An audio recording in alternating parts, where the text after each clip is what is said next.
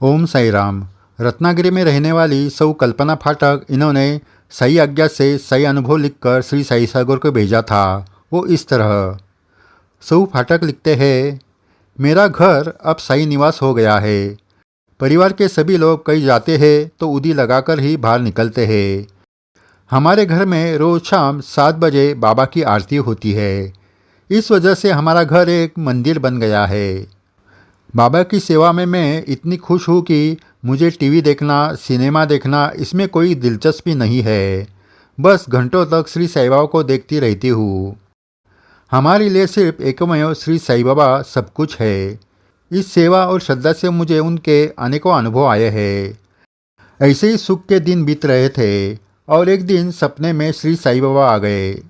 उनके हाथ में एक पेपर था।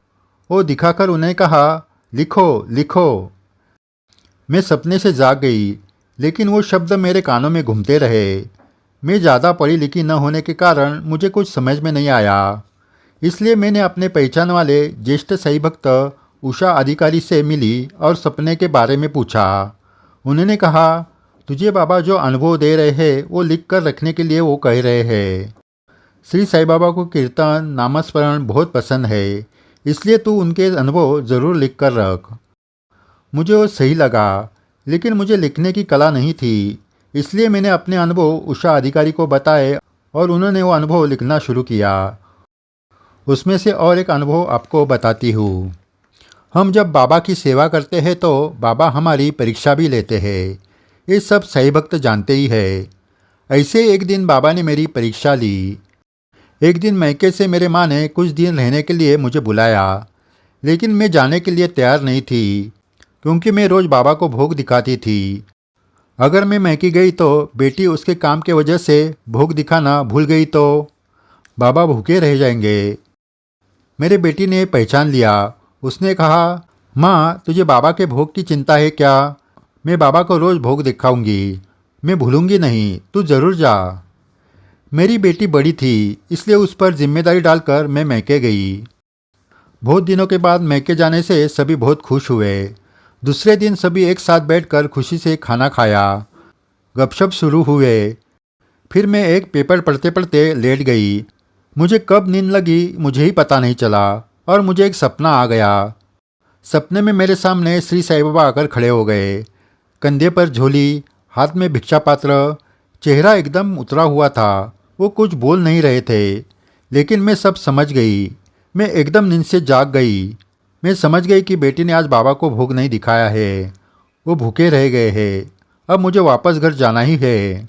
मैंने किसी तरह माँ और पिताजी को समझाया और मैं घर वापस आ गई।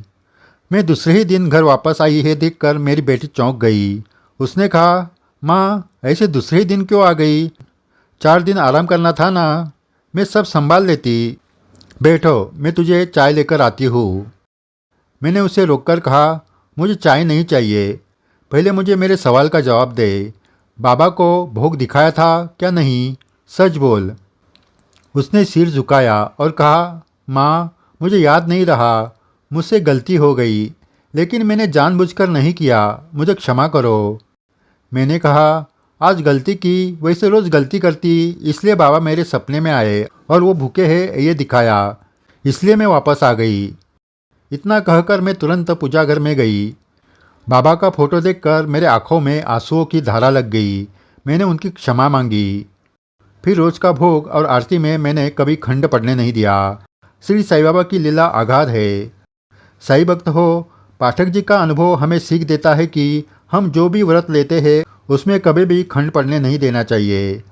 काम धाम की व्यस्तता से सभी को रोज़ आरती करना या भोग दिखाना मुश्किल है, इसलिए हम निरंतर संभाल सके ऐसा ही व्रत लेना है।